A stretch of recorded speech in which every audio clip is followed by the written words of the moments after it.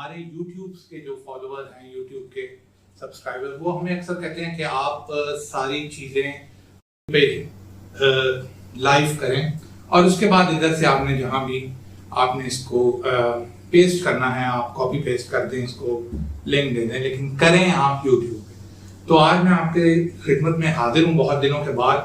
मुझे याद है हमने जुल्फ़िकार का सेशन इधर ही किया था। आपको जब हमने जुल्फ़िकार सॉल्व लॉन्च की थी तो जितने भी उसकी एपिसोड्स थी हमने इधर से की थी। और भी मुझे अलक्सा का जो बैच था उसका सेशन आपको मिल जाएगा हमारे प्लेलिस्ट के अंदर, वो भी हमने इधर ही किया था। और आज एक बड़ा ही क्रूशियल टॉपिक है जिसके ऊपर डिस्कस हम करेंगे इधर, और वो टॉपिक है हमारे एक बैच जिसका नाम है मिनाराते ईसा, मिनाराते ईसा, द टावर ऑफ ईसा अलैहिस्सलाम। अब ये एक बैच का नाम है और मेरे ख्याल में आपको नजर आ रहा होगा ये बैच मैंने पहना भी हुआ है और ये बैच इधर भी पड़े हैं हमारे पास में। हमारा one of the most thought provoking जो हमारा सारियास की क्रिएशन है ये वो बैच है। और ये आप देख सकते हैं इट्स अ बिग बैच, ये छोटा बैच नहीं है। इसको आप ज्यादातर, मैंने तो इधर पोलो पे लगाया हुआ है, लेकिन ज्यादातर आप इसको कोट्स के जो जैकेट्स होती हैं उनकी जो जैकेट पॉकेट होती है या फिर वेस्ट कोट के ऊपर ये बैच बड़े अच्छे तरीके से आता है। और इसकी डिटेल और इसकी पिक्चर्स आपको मिल जाएंगी। और इस बैच की क्या थीम है और मिनाराते ईसा एक्चुअली है क्या, इसके बारे में मैं आपको इस सेशन के अंदर इंशाल्लाह बताऊंगा, कोशिश करूंगा बताने की कि मिनाराते ईसा क्या है। दूसरा ये कि इसके अंदर आपको एक और चीज बतानी है कि इस सेशन को जो लोग मतलब इसको देखेंगे वो अभी देखें बाद में देखें, तो इसके अंदर एक कोड है मिनारात 99। मिनारात 99 से आप सारियाज.com के ऊपर जाके हमारी जो वेबसाइट है वहां आप जब मिनारात एंड में जब चेकआउट के लिए आप आते हैं प्रोडक्ट सेलेक्ट करके, तो जब आप चेकआउट के ऊपर आएंगे फाइनल पेज के ऊपर, तो वहां आपको डिस्काउंट कूपन की एक ऑप्शन मिलेगी। तो वहां अगर आप मिनारात 99 डालेंगे तो आपको इसके ऊपर 20% इसकी जो प्राइस है मिनाराते ईसा की बैच की वो आपको मिलेगी। अब चलते हैं टॉपिक की तरफ। टॉपिक के अंदर मैंने थोड़ी सी इसकी लिस्टिंग की है। तो सबसे पहले तो आपको मैं इसके बारे में बताऊंगा कि ये उम्मियत मॉस्क जो है दमिश्क जिसको हम कहते हैं उर्दू में और अरबी में डमास्कस आप उसको कहते हैं इंग्लिश के अंदर, ये जो सीरिया के अंदर डमास्कस सिटी है इसकी क्या इंपॉर्टेंस है और इसके इर्द गिर्द काफी ज्यादा सिविलाइजेशंस की जंगें हुई हैं, जैसे बैजेंटाइन मुसलमानों की, पर्शियन जिसको एक जमाने में लेने की बहुत कोशिश करते रहे जब मुसलमानों से पहला जो दौर था। उसके बाद मुसलमान जब आए तो हमारी यहाँ बहुत जंगें हुई। खालिद बिन वलीद रजी अल्लाह ताला अन्हो ने इस सिटी को कैप्चर किया था मुसलमानों के लिए और वो बड़ी ही एक खूबसूरत जंग थी, the siege of Damascus, the siege of दमिश्क आप कह रहे हैं कि उसके अंदर मुसलमानों ने बाद सीज किया हुआ था। बैजेंटाइन एम्पायर जो थी वो इसके अंदर थी और बड़ी मुश्किलों से हमने ये रीजन जो है जीता है। अब भी इसकी उतनी ही इंपॉर्टेंस है।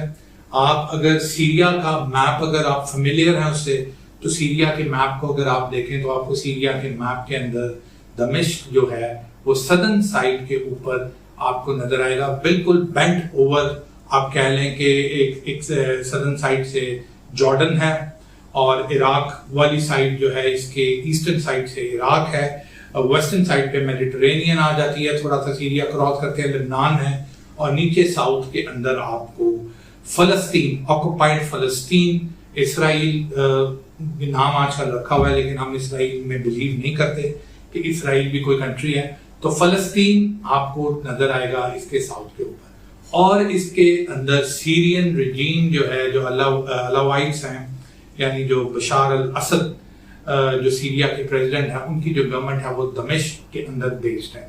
ऑफ एंड ऑन इसके ऊपर आप देखते होंगे कि जो इसराइली फोर्सेस हैं, ऑक्यूपेशनल फोर्सेस जो हैं फलस्तीन के अंदर, वो अक्सर इधर एयर रेड्स भी कर देती हैं। और उससे पहले जो सीरिया का पिछले तकरीबन 7-8 साल से जो जंगी एक सिविल वॉर चल रही है, तो ये एक स्ट्रॉन्ग होल्ड कंसिडर अभी होता है सीरियन रिजीम का। इन्फ्लुएंस वाइज देखें तो इसके अंदर बहुत सी कंट्रीज के अब इन्फ्लुएंस हैं। ईरान का इन्फ्लुएंस बहुत ज्यादा है, और जो सीरियन गवर्नमेंट है बेसिकली वो भी शियाइट गवर्नमेंट है, लेकिन they are not similar to the Irani Shias, वो थोड़े से डिफरेंट है, काफी डिफरेंट है बाय द वे। और इसके अंदर रशियन इंटरेस्ट भी आ चुका है। व्लादिमीर पुतिन बहुत आप ये कह लें कि रशिया का सोवियत यूनियन टूटने के बाद और दोबारा से अपने पैरों पे खड़े होने के बाद, this is Damascus is the first उनका प्रॉपर एडवेंचर है जिसको उन्होंने एक एक्सटर्नल वॉर के अंदर जो वो इन्वॉल्व हुए। तो रशियंस भी आपको मिलेंगे, ईरानीज जैसे मैंने आपको बोला है, आपको बहुत ज्यादा इन्फ्लुएंस इसके अंदर मिलेगा। और इधर से अगर आप आगे चलते हैं तो सीरियंस का तो है ही है। एक जमाने के अंदर इसके अंदर ये जो टेररिस्ट फोर्सेस हैं, जो ये ISIL जो है, ISS जो इसको कहते हैं, जिसको आप यानी ये जो ख्वारिज हैं, इनके भी यहाँ काफी ज्यादा इन्होंने कोशिश की इसके ऊपर अटैक करने की। जब सीरियन वॉर के अंदर एक जमाना जब आया था कि ये टेररिस्ट फोर्सेस बहुत ज्यादा पावर पकड़ गई थी, तो उस वक्त ये इन्होंने भी इधर अटेम्प्ट की थी। तो ये एक वॉर जोन है, एक ऐसा वॉर जोन है कि जिसके चारों तरफ जंगे हैं और जिसके चारों तरफ दोस्त भी मौजूद हैं और दुश्मन भी मौजूद हैं। इस दमास्कस के अंदर एक मस्जिद है जिसका नाम है उम्मियत मॉस्क। उम्मियत मॉस्क बनु उमैया, आप ये कह लें कि उम्मियत दौर के अंदर वो मेरे ख्याल में, if I am not wrong, Abdul मालिक जो थे वो कैलिफ थे, उन्होंने बादशाह थे, उन्होंने ये बनाई थी मॉस्क, लेकिन आई माइट बी रॉन्ग। तो ये लेकिन उम्मियत मॉस्क इसका नाम है कि उम्मियत जमाने के अंदर ये मस्जिद बनाई गई थी। And it is related to so many prophecies, काफी ज्यादा प्रोफेसीज से रिलेटेड है, प्रेजेंट चीजों से रिलेटेड है, पास्ट से रिलेटेड है। इसके अंदर मज़ार हैं जिनको क्रिश्चियंस भी करते हैं। तो आपको दमास्कस के अंदर चर्चेस भी मिलेंगे। चर्चेस में ये कैथोलिक क्रिश्चियंस नहीं हैं, ये जो आपको इधर मिलेंगे ऑर्थोडॉक्स क्रिश्चियंस मिलेंगे इसके अंदर। तो ये काफी ज्यादा जो दमास्कस है, इट इज डिफरेंट तरीके से ये काफी ज्यादा इम्पोर्टेंट है। 3 रिलीजन्स के लिए तो ये इम्पोर्टेंट है ही है, मुसलमानों के लिए, क्रिश्चियंस के लिए। जॉन द बैप्टिस्ट कभी हम जो मज़ार है वो अंदर ही है। तो ये काफी ज्यादा चीजें जिसको कहते हैं कि हजरत याह्या और इसके अंदर मौजूद हैं दमास्कस के अंदर। इसी के अंदर एक मस्जिद है जिसका नाम उम्मियत मॉस्क है, और उम्मियत मॉस्क के अंदर एक मीनार है जिसका नाम मीनाराते ईसा है, यानी द टावर ऑफ ईसा। एक ब्राइट टावर है, एक मीनाराते ईसा है। अब मीनाराते ईसा क्या चीज है, और वो मीनार का नाम मीनाराते ईसा किस लिए रखा गया और कब वो बना और उसकी क्या सिग्निफिकेंस है, ये बेसिकली आपको हमारे ये जो बैज है मीनाराते ईसा, इसके अंदर ये समझ आएगी। सबसे पहले तो आप इसके एम्बलम को देखें, तो ये हमारा जो rise of the crescent badge था, जिन लोगों के पास वो बैज है, वो एम्बलम है जिसके अंदर खिलाफत की सील है। कई लोग इसको कहते हैं कि ये खिलाफत उस्मानिया की सील है। Yes, it might be derived from the खिलाफत उस्मानिया सील के design, but it is not exactly and actually it is not the same seal. उसके अंदर वो तुगरा था जो सुल्तान के साइन आते थे, वो नहीं है इसके अंदर। और ये जो दिस इज अ मॉडर्न खिलाफत सील, इसके अंदर जो मेन फ्लैग बेयरर्स हैं वो इसके अंदर टर्की है और इसके अंदर पाकिस्तान का। ये 2 फ्लैग्स आपको इसके अंदर नजर आएंगे, और यही आपको मैं आपके पास जरा लेके आता हूं ताकि आप इसको पास से देख लें। लाइट इतनी ज्यादा है नहीं कि ये नजर आए, इतनी पास है। तो ये जो बैज आपको मैंने दिखाया मीनाराते ईसा, ये बैज हमने बनाया ही इस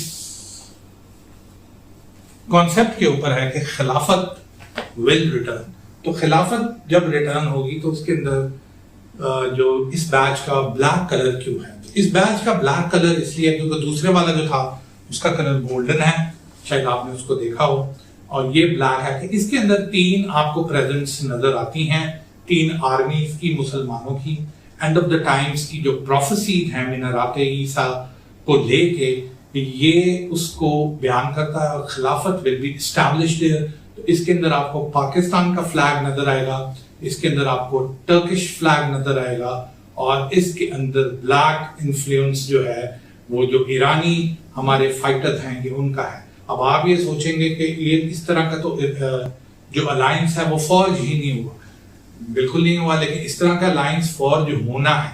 अगर आप देखें कि ये, मैं आपको मिनाराते ईसा का थोड़ा सा बैकग्राउंड देता हूँ कि ये इसकी प्रोफेसी असल में है क्या।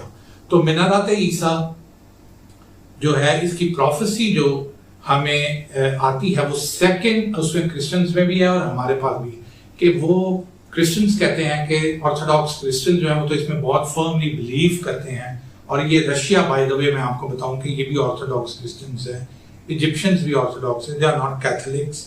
तो ये एक दूसरी, ये इनके रोब्स आपने देखे, इनके पोप्स के ब्लैक कलर के इनके रोब्स होते हैं, व्हाइट वाले नहीं होते, और इनके अंदर वो पोप की लाइनेज नहीं है।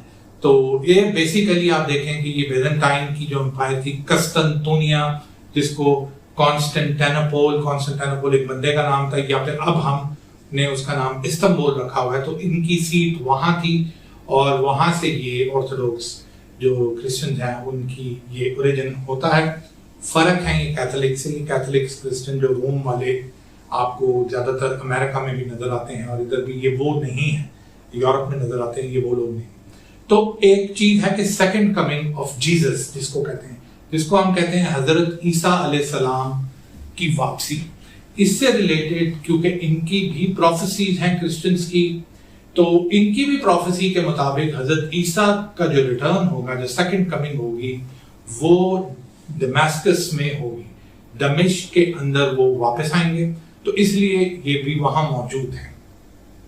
हमारी जो हदीस मुबारक सल्लल्लाहु अलैहि वसल्लम, उसके अंदर भी हमें यही चीज बताई जाती है कि हजरत ईसा जो जब वापस आएंगे तो उसके अंदर वो दमिश्क के अंदर ही वापस आएंगे।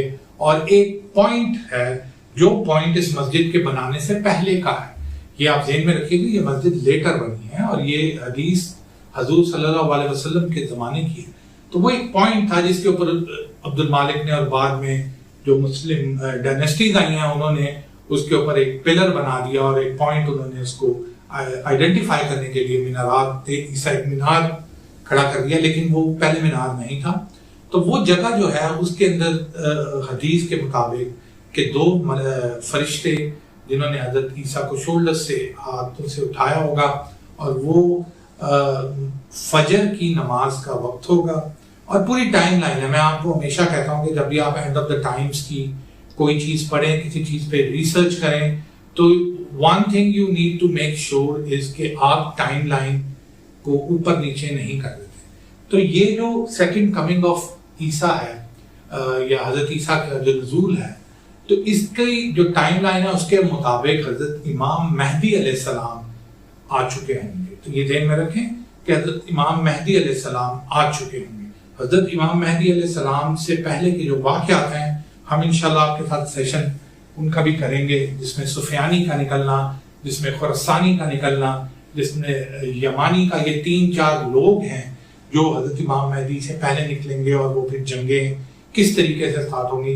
We will discuss that some other day. लेकिन इधर मैं आपको ये बता रहा हूँ कि जो हजरत ईसा का जब नज़ूल है तो हजरत इमाम मेहदी आ चुके होंगे। हजरत इमाम मेहदी जंगे काफी ज्यादा लड़ चुके होंगे और वो दमिश्क में होंगे, and we will be going towards the final assault. हमारे नजदीक, मेरे पर्सनल ओपिनियन के मुताबिक हजरत इमाम मेहदी आ चुके होंगे और फाइनल असॉल्ट की तरफ जा रहे होंगे। तो दैट मीन्स गज़वा हिंद हो चुका होगा, गज़वा हिंद भी हो चुका होगा, और जो सुफियानी के साथ जंगे हैं वो भी हो चुकी होंगी, और हजरत इमाम मेहदी विल बी प्रेजेंट हियर। वो हदीस बड़ी ही क्लैरिफाई करती है और बड़ी डिटेल्स हमें देती है कि उसके अंदर फजर का वक्त होगा, सुबह की अज़ान का वक्त होगा। इकामत जो है, जब अजान दी जाती है मुसलमानों में, ये जो हमारे नॉन मुस्लिम व्यूअर्स हैं उनके लिए बताता हूँ कि एक तो अजान होती है the call for prayer. Call for prayer के थोड़ी देर के बाद जब सब लोग मुसलमान मस्जिद में इकट्ठे हो जाते हैं तो फिर नमाज को, फराइज को अदा करने के लिए एक इकामत पढ़ी जाती है कि अपनी सफ़े दुरुस्त फरमा लीजिए और आप नमाज के लिए आ जाइए और फिर नमाज स्टार्ट होगी, उसको कहते हैं इकामत। तो कॉल फॉर द प्रेयर की इस हदीस के अंदर लिखा हुआ है कि हजरत इमाम महदी विल बी द इमाम, तो वो उसको लीड करने जा रहे होंगे, लिमिटेड लोग उनके साथ होंगे और मुसलमानों की उससे पहले की जंगें काफ़ी मुसलमानों को लॉस उन दिनों में काफ़ी ज़्यादा उठाना पड़ा होगा, क्योंकि फाइनल असॉल्ट दज्जाल के खिलाफ होगा।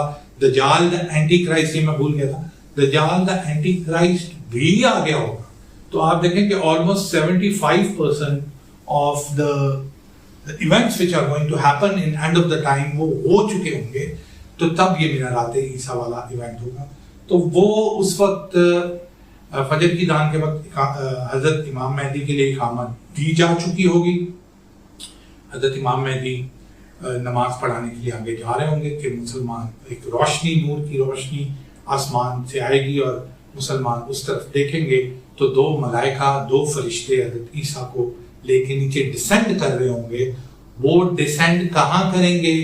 दैट इज मीनारात ईसा, इसलिए इसका नाम मीनारात ईसा। वो उनको नीचे लेके आएंगे, ये लोग रुकेंगे, हजरत ईसा आएंगे, उनसे मिलेंगे। हजरत इमाम मेहदी will ask him to lead the prayers, उनको बोलेंगे कि आप प्रेयर्स को लीड करें। लेकिन यही चीज जो है बहुत ही क्रूशल है हमारे लिए कि देखें, दुनिया में सबसे ज्यादा जो रिलीजन इस वक्त है वो क्रिश्चियन है, उसके बाद मुसलमान है जो तादाद वाइज कह रहे हैं। तो ये जो रातों रात हजरत इमाम मेहदी के पास पावर आना और मुसलमानों का कंबाइन होना, ये इस इवेंट से बहुत ही ज्यादा इंटरकनेक्टेड है। Why is that? कि देखें, जब हजरत ईसा आएंगे, क्रिश्चियंस जो हैं ज्यादातर ऑर्थोडॉक्स इधर रहते हैं, तो कैथलिक्स भी हों, तो किसी भी क्रिश्चियन के लिए कि उनके प्रॉफिट जो हैं वो हजरत ईसा हैं। कई लोग तो डिस्टॉर्ट करके इसको उनको खुदा भी मानते हैं, लेकिन खुदा तो वो नहीं है, लेकिन प्रॉफिट वो हैं। तो वो क्या होगा at that point? I will say these words in English ताकि सबको समझाए कि मीनारात ईसा इंसिडेंट के ऊपर at that point the forces of Christians and Muslims will combine, ये कंबाइन हो जाएंगी, इनका अलायंस हो जाएगा, इनका अलायंस हो जाएगा जो हम अभी फोरसी भी कर रहे हैं। हम फोरसी कर रहे हैं कि मुसलमानों का alliance Russian Orthodox, Egyptian Orthodox, ये दो सबसे बड़ी जो ऑर्थोडॉक्स की एक क्रिश्चियंस की है, इनके साथ हो जाएगा। कैसे हो जाएगा? Very easy.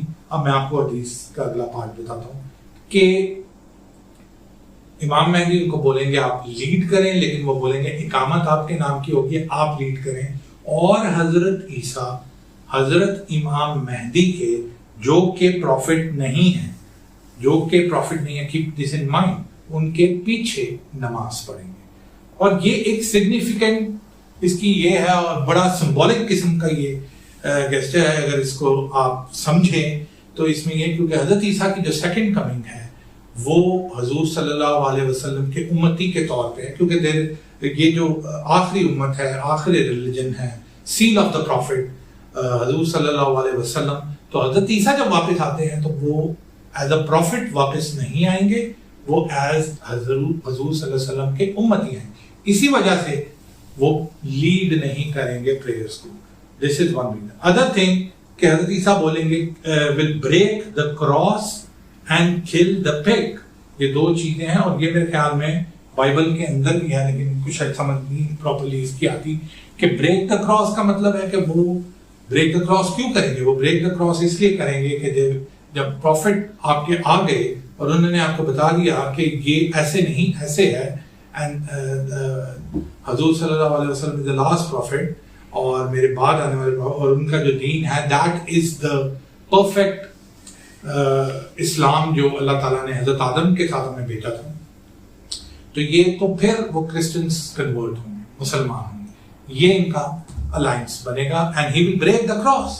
That is why he is gonna break the cross, because cross हजरत ईसा ने इस्तेमाल नहीं किया हुआ, ये उनके बाद इंटीग्रेट हुआ है। Hazrat Isa was not wearing a cross, और ये क्रिश्चियंस भी आपको यही बोलेंगे कि हम सिंबॉलिकली उस क्रॉस को पहनते हैं। साफ है उनको इस चीज का पता है कि ये बाद में बना हुआ, तो he will break the cross, differences will be finished, और उसके बाद किलिंग द पिग के हलाल और हराम में फर्क आ जाएगा और मुसलमानों की फोर्सेस कंबाइन हो जाएंगी, और ये सब चीजें मिनाराते ईसा के अंदर होगा। अब आप एक चीज देखें कि सलाहुद्दीन अय्यूबी जो हमारे वॉरियर हैं जिन्होंने जंगे लड़ी, देखें अगर आप हिस्ट्री में इंटरेस्ट रखते हैं तो आप इन चीजों को हिस्ट्री के साथ मिला के अगर आप देखें तो फिर आपको एक क्लियर पिक्चर आपके सामने आती है। तो मैं आपको ब्रीफली ही बताता हूँ कि जो पहली दफा जब बैतुल मक़दस मुसलमानों ने कैप्चर किया तो बैजेंटाइन एम्पायर से कैप्चर किया था, और ये जो था हजरत उमर के दौर के अंदर ये कैप्चर हुआ था, और हजरत उमर खुद गए थे इसकी कीज लेने। That was the first time Palestine was liberated. उसके बाद फिर क्या हुआ कि पैलेस्टाइन के अंदर आहिस्ता आहिस्ता फिर से आपको पता है कि फर्स्ट क्रूसेड जिसको कहते हैं, सेकंड क्रूसेड कहते हैं, तो इन्होंने फिर उसको मुसलमानों से छीन लिया। मुसलमानों के अंदर अपनी डायनेस्टिकल वॉर्स चल रही थी, अब्बासियत्स की और उम्मियत्स की, जिसकी वजह से मुसलमान के ऊपर से ये जो बाहर के एरिया से ये चले गए। तो जब ये चले गए तो उसके बाद फिर सलाहुद्दीन अय्यूबी 1100 सेंचुरी के अंदर सलाहुद्दीन अय्यूबी आई थिंक ये वापस आए। And who was Salahuddin Ayyubi? अच्छा, एक और चीज इसके अंदर प्लीज नोट कीजिएगा कि पिछले दौर के अंदर सीरिया का पूरा एरिया, इराक का पूरा एरिया, सऊदी अरब का पूरा एरिया, जॉर्डन का पूरा एरिया, ये सारा सऊदी अरब को छोड़ के ये लेवेंट जो था एरिया, ये सारा फलस्तीन ही का एरिया था। और हिजाज, सऊदी अरब में सिर्फ हिजाज जो था, यानी जो कोस्टल बेल्ट है रेड सी की, वो सिर्फ हिजाज था, बाकी ये फलस्तीन का एरिया था। और इस फलस्तीन के एरिया में सीरिया था। तो कुर्द जो थे, कुर्दिस्तान अगर आप देखें तो वो नॉर्थ के अंदर इनका एक सूबा है जहां कुर्द रहते हैं। Salahuddin Ayyubi was a Kurd, तो ये ध्यान में रखें कि सलाहुद्दीन अय्यूबी अरब नहीं थे, सलाहुद्दीन अय्यूबी कुर्द थे। तो अजमी आप कह लें कि वो नॉट अरबी, ही वाज अजमी। तो सलाहुद्दीन अय्यूबी के दौर के अंदर भी अटैक्स जब हुए तो वो battle of Hattin, battle of Damascus, पहले दौर में मैंने आपको बताया है जो पहली लिबरेशन हज़रत उमर के दौर में Khalid bin Walid was very active, Abu Ubaida was the general at that time. जिस वक्त हमने दमास्कस को कैप्चर किया, हम दमास्कस को कैप्चर करके साउथ वर्ड्स नीचे की तरफ फिर वेस्ट बैंक जो आजकल का वेस्ट बैंक है, वहां से फिर हम जेरूसलम के अंदर एंटर हुए। तो सलाहुद्दीन अय्यूबी का भी जो रूट था, it was actually the same route के दमास्कस से नीचे वेस्ट बैंक के। अच्छा, अब दमास्कस से नीचे एक माउंटेनस ट्रेन है जो बड़ा इंपॉर्टेंट है, और वो छोटा सा है, इतना बड़ा एरिया नहीं है, जिसको कहते हैं गोलान हाइट्स। अब गोलान हाइट्स से ही नीचे उतरते थे मुसलमान। ये से अगर आप सलाहुद्दीन अय्यूबी का देख लें कि सलाहुद्दीन अय्यूबी ने कैसे कैप्चर किया, तो यही रूट था और गोलान हाइट्स से नीचे आए। तो अब गोलान हाइट्स ये बेसिकली सीरिया का एरिया है, सीरिया के अंदर आता है। लेकिन जब सीरिया के ऊपर इन्होंने इस तरीके से सिविल वॉर इम्पोज किया और सीरियन रिजीम को टारगेट किया, तो गोलान हाइट्स सीरिया से, मुझे एग्जैक्ट नहीं पता, लेकिन मेरे ख्याल में 2000 के जो था वॉर के बाद ही ये हुआ, वॉर ऑन टेरर के बाद गोलान हाइट्स सीरिया से निकल गया। गोलान हाइट्स चला गया यूनाइटेड नेशन के पास।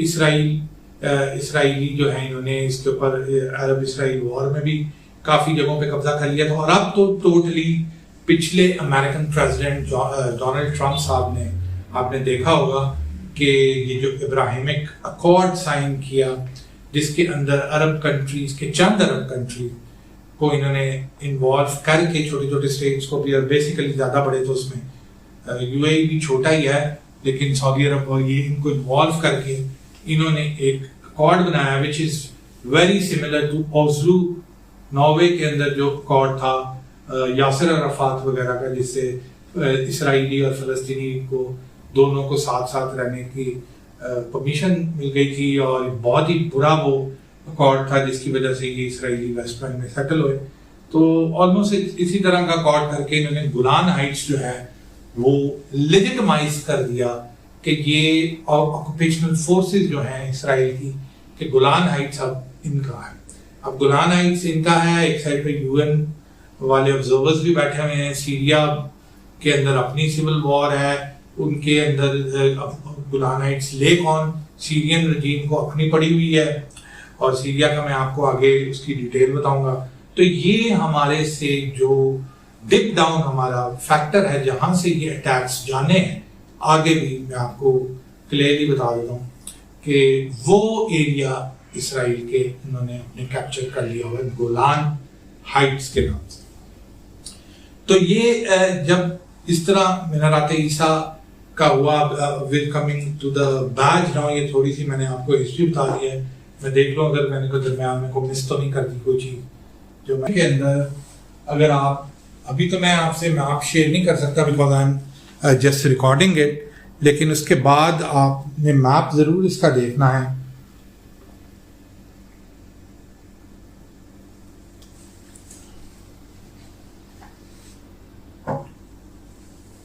कि जो गोलान हाइट्स है इसकी सिग्निफिकेंस बहुत ज्यादा है, क्योंकि अगर तो हम अल-कुद्स पे फाइनल एंड थर्ड अगर हम उसको कैप्चर करना है हमने, तो गोलान हाइट्स मुसलमानों के पास होना चाहिए। अब मैं आता हूं इसके अंदर के, by the way I love this patch, ये बड़ा ही खूबसूरत है। हाँ, इसके अंदर अब मैं आपको आता हूं कि सीरिया की जो करंट सिचुएशन है वो क्या है। लेकिन उससे पहले इट इज वेरी इंपॉर्टेंट कि जो चीज एक मिस हो रही है कि वो आपको पता नहीं, जंगे यरमूक। जंगे यरमूक के ऊपर हम आपको अक्सर बताते रहते हैं। हमने आपको अल्लामा इकबाल साहब की जंगे यरमूक का वो वाकया भी कई बार आपको सुनाया जो अल्लामा इकबाल साहब ने उसको लिखा है। और सफ बस्ता थे अरब के जवानाने तैगमन, थी मुंतजिर हिना की रूस जमीन शाम, यानी जमीन शाम ये वही जगह है गोलान हाइट्स और सी ऑफ गलीली और नीचे यरमूक रिवर, और ये जॉर्डन और गोलान हाइट्स का बॉर्डर आप कह लें कि ये मैदान गोलान हाइट्स के पहाड़ एक साइड पे और एक साइड पे जॉर्डन है। तो ये वो जगह है जहां हमने यरमूक में जो एक डिफाइनिंग मोमेंट था मुसलमानों का विक्ट्री का, वो जगह यरमूक थी। वहां इनकी सारी फोर्सेस इकट्ठी हुई थी और हमसे बहुत ज्यादा थी और हमने इसको कैप्चर किया। अनफॉर्चुनेटली हम वो यरमूक का जो जॉर्डन वाला एरिया है वो तो हमारे पास ही है, लेकिन बेसिकली जो जंग का मेन था जो जिस साइड पे ये लोग थे दुश्मन थे हमारे, वी हैव लॉस्ट इट और इट्स वेरी अनफॉर्चुनेट, बट इंशाल्लाह वी विल कैप्चर इट। अब हम आते हैं आपके अंदर के करंट सिचुएशन सीरिया की क्या चल रही है। सीरिया की करंट सिचुएशन काफी सालों से ऑलमोस्ट एक ही तरह की है जब से ये सेटल हो गया कि नॉर्थ के अंदर आपको एसडीएफ मिलेगा, पीकेके मिलेगा, यानी कुर्दिश जो फोर्सेस हैं।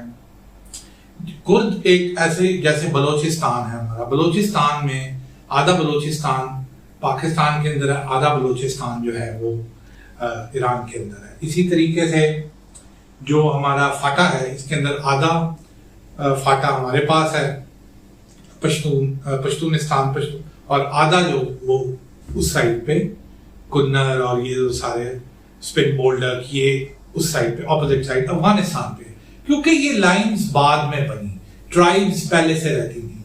इसी तरीके से जो आप देखें कि इनका जो कुर्दियों का था कुर्द, तो कुर्द का एरिया सीरिया और टर्की के दरमियान डिवाइडेड है। ज्यादा एरिया सीरिया के अंदर है नॉर्थ में, थोड़ा सा एरिया टर्क्स के पास भी है। और वही ये बात है कि ये कुर्दिस्तान को, क्योंकि ये बड़े ही प्रो अमेरिकन, वैसे तो सलाहुद्दीन अय्यूबी की ट्राइब है, लेकिन वही बात है कि अब दौर ऐसा आ गया तो ये बड़े प्रो अमेरिकन और मॉडर्न और डिफरेंट, और ये सद्दाम हुसैन के दौर में भी इनसे जंगे शंगे उनकी इराक वाली साइड से होती रही हैं।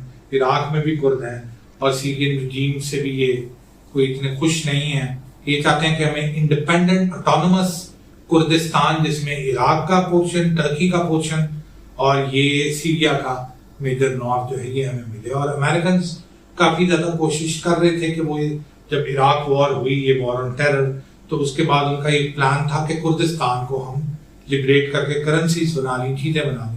तो ये कुर्द नॉर्थ के अंदर है। इनकी टर्की के साथ लड़ाई शड़ाई रहती है कि वो कहते हैं कि जी ये टेररिस्ट हमारी साइड पे कुर्दों को भेजते हैं, वहां ये चाहते हैं कि बताया कि ये टर्की के साथ इनकी थोड़ा सा कॉन्फ्लिक्ट इनका चल रहा है टर्क्स के साथ। तो ये ईस्टर्न नॉर्दर्न साइड के ऊपर जो कुर्द हैं वो लोग हैं। और अगर आप नॉर्दर्न साइड, वेस्टर्न साइड पे आए तो टर्क्स जो हैं उन्होंने क्या किया कि उन्होंने एक बफर जोन सीरिया के अंदर बना लिया। वो सीरिया के अंदर आ गए और सीरिया के अंदर उन्होंने कहा कि जी हम ऐसे करते हैं कि हम थोड़ा थोड़ा किलोमीटर, 100 किलोमीटर, 200 किलोमीटर अंदर चले जाएंगे और वहां हम बफर जोन बना लेंगे, क्योंकि जो रेफ्यूजीज हैं वो सारे हमारे अंदर पाइल अप हो रहे हैं, तो हम उन रेफ्यूजीज को उस बफर जोन में रखेंगे और जो टेररिस्ट वगैरह उनको रोकने के लिए भी हमारे लिए आसानी होगी। एक अल्लाह की तरफ से एक चीज होनी होती है कि Turkey got sucked into Syria, वो आगे उन्होंने बफर जोन बना भी लिया है। उसके अंदर कई कंट्रीज में उनके, कई रीजन्स में उनकी पेट्रोलिंग जो है वो रशियंस के साथ है। रशियंस कैसे है? रशियंस आए कि जब अमेरिकन ने बशार अल असद को टारगेट करना शुरू किया तो बस बशार अल असद की हेल्प के लिए ईरानी भी आए और बशार अल असद की हेल्प के लिए रशियंस भी आए। तो रशियंस ने उसके अंदर क्या किया कि रशियंस ने आके वहाँ वो भी आ गए हैं। अब रशियंस जब इधर आए, रशियंस प्लेड वेरी स्मार्टली। उन्होंने क्या किया कि उनकी चेचन्स के साथ, क्योंकि सुलह हो चुकी हुई है काफी साल पहले, तो उन्होंने क्या किया कि नॉन मुस्लिम रशियंस को नहीं भेजा सीरिया के अंदर, उन्होंने चेचन्स को भेज दिया। तो चेचन आप देखें कि चेचनिया किस जगह पे है और कहाँ है, आप हैरान हो जाएंगे कि देखें अल्लाह ताला उनको चेचन्स को, हमारे बेहतरीन जो मुजाहिद हैं, हम कहें I will say that, I will repeat that, कि मुसलमानों के बेहतरीन दलेर और सही जो तकवा वाले जो मुसलमान हैं वो चेचन्स हैं। तो चेचन्स आए और चेचन्स आके चेचन्स वालों ने कहा वेलकम, अल्हम्दुलिल्लाह हमें मिनारात ईसा जाने का मौका मिल रहा है, हमें मलहमतुल कुबरा जो इधर की जंग है जिसका जो नाम है मलहमतुल कुबरा, वो लड़ने का मौका मिल रहा है, हम जाएंगे। तो वो चेचन्स आ गए इस साइड के ऊपर and Chechens are now present in Syria. Russian uniforms हैं, रशियन हैं, but basically they are Russian banners हैं, basically they are Chechen Muslim हैं। ईरानी जो हैं उनकी अपनी एक उन्होंने लैंड ब्रिज बनाया हुआ है तेहरान से इराक से पास होके, और वो लैंड ब्रिज की बहुत ही ज्यादा इंपॉर्टेंस है कि that is the route which they mark, I mean as per them, लेकिन maybe it's gonna be used later. अल्लाह ताला बेहतर जानता है कि वो रूट है बैतुल मक़दस तक का, के तेहरान से लेके वो लिबनान बैरूत तक का लैंड ब्रिज है विच क्रॉसेस थ्रू सीरिया।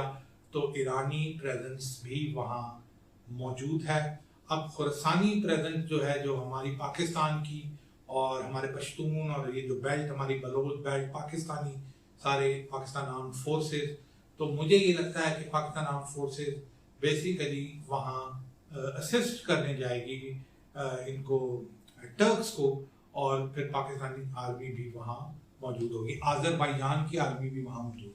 तो मुसलमानों की अगर कहीं आप दुनिया में कह लें कि किसी जगह के ऊपर अगर मुसलमानों की आर्मी मौजूद है, पीस कीपिंग मिशन हो जाए या कुछ हो जाए और काफी ज्यादा डिफरेंट मुसलमान मुल्कों की आर्मी, तो वो सीरिया है। सीरिया के अंदर ये लोग इकट्ठे हो रहे हैं और अल्लाह का शुक्र है कि काफी ज्यादा फोर्सेस वहां पहुंच गई हैं। लेकिन उससे पहले जैसे मैंने आपको बोला था टाइमलाइन इज वेरी क्रूशल, तो उस टाइमलाइन के अंदर ये भी बड़ा इंपॉर्टेंट है कि आप इस चीज को ज़हन में रखें कि उस टाइमलाइन के अंदर गज़वा हिंद हमारा पहले होगा, ये लोग वहाँ इंगेज हैं। गज़वा हिंद पाकिस्तान आर्म्ड फोर्सेस लड़ेगी इंशाअल्लाह ताला, हमारे नसीब में अल्लाह ताला ने किया हम लड़ेंगे। उसके बाद फिर इमाम मेहदी का नजूल है, गज़वा हिंद के प्रोसेस में से निकलते हैं, वो टाइम है या उसके ख़त्म होने के बाद आते हैं, ये अल्लाह ताला बेहतर जानता है। और उसका मतलब है कि जो सऊदी अरब के जो हालात हैं वो जिस तरीके से वो टॉपल खराब होने हैं और वहाँ वो चीज़ होनी है हजरत इमाम मेहदी की, वो सीक्वेंस भी किसी दिन आप, वो बेसिकली आपको सुफियानी का जो हमारा टॉपिक है सुफियानी का, उसके अंदर आपको बताएंगे, वो होगा। और उसके बाद फिर ये कंबाइन होके मलहमतुल कुबरा की जो आखिरी बैटल है दज्जाल के साथ, वो उधर लड़ी जाएगी। अब मलहमतुल कुबरा का जो वर्ड है मलहमातुल कुबरा यानी कबीर जंग, बड़ी जंग का नाम ही से आपको पता है कि ये बहुत बड़ी जंग है और बहुत ही तवील जंग है। तो मलहमतुल कुबरा मेरे ख्याल में स्टार्ट हो चुका हुआ है जब से ये वॉर ऑन टेरर स्टार्ट हुई, अफगानिस्तान, इराक, लिबिया, ये मुसलमान, सीरिया, यमन कंट्रीज को इन्होंने डिस्ट्रॉय किया। तो ये एक तरह से मलहमतुल कुबरा का स्टार्ट हो चुका है। और ये जैसे मैंने आपको बताया कि ये फोर्सेस इकट्ठी होके सीरिया के अंदर जो इकट्ठी हुई हैं, जमा हो रही हैं, तो ये मलहमतुल कुबरा ही है। लेकिन मलहमतुल कुबरा की टाइमलाइन बहुत लंबी है।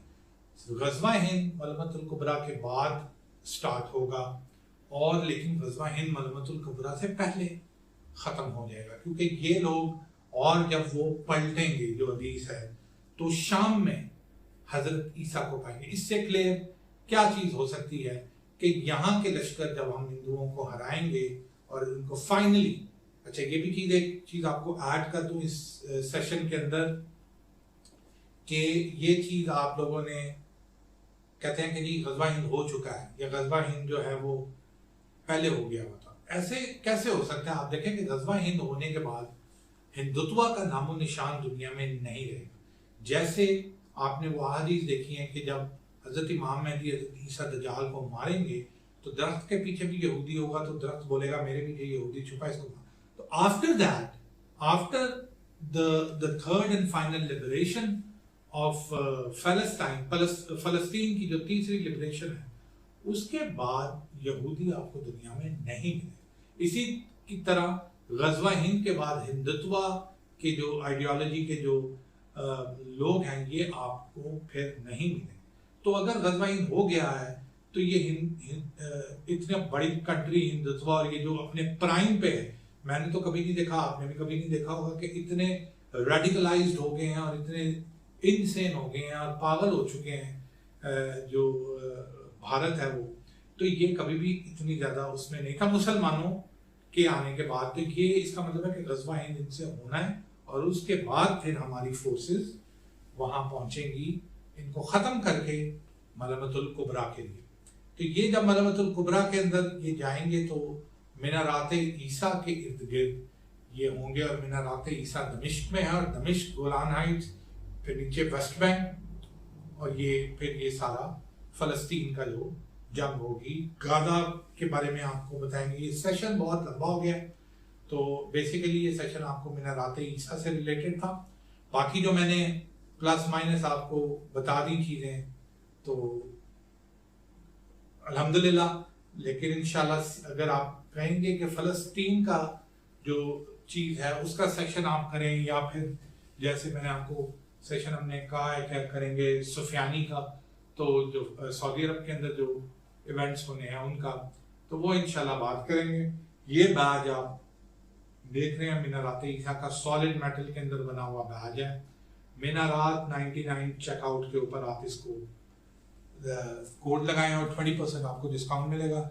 लाइफ टाइम बैजेस हैं, ये जेब में रखें, ना इनका रंग खराब होता है ना ये टूटते हैं। जो लोग सारियाज के बैज लेते हैं उनको इस चीज़ का पता है, और बड़ा ही सिंबॉलिक एंड पावरफुल बैज है ये, जिसके अंदर आप जब इसको पहनते हैं तो आप ये सारी टाइमलाइन और ये सारी चीज़ें आपको आपकी आंखों के सामने आती हैं, और आपको याद रहती हैं, रिमाइंड कराती हैं कि ये जंग हमारी वहाँ होनी है। इंशाल्लाह वी विल पार्टिसिपेट। मैं देख लूँ कोई चीज़ इसके अंदर अगर मिसिंग है, क्योंकि रात का ये टाइम था, तो ये सेशन मैं खुद ही कंडक्ट कर रहा हूँ, तो मैं आपके वो नहीं ले सकता, क्वेश्चंस नहीं ले सकता, क्योंकि ये मुझे उठ के जाना पड़ेगा, वहाँ से फिर आपके मैसेजेस देखने पड़ेंगे। तो मेरे ख्याल में इट्स ऑल कवर्ड, और इंशाल्लाह इसे जैसे मैंने आपको बोला कि इट्स वेरी इंपॉर्टेंट बैज सारियाज ने जो बनाया है, फ्यूचरिस्टिक बैज है। तो इसके बारे में मैंने कहा आपको बताएं, करंट सिचुएशन भी बताएं और जो आगे होनी है, और जो मलमतुल कुबरा की जो टाइमलाइन की जो हमारे से सीक्वेंस ऑफ इवेंट्स है उसके बारे में बताएं।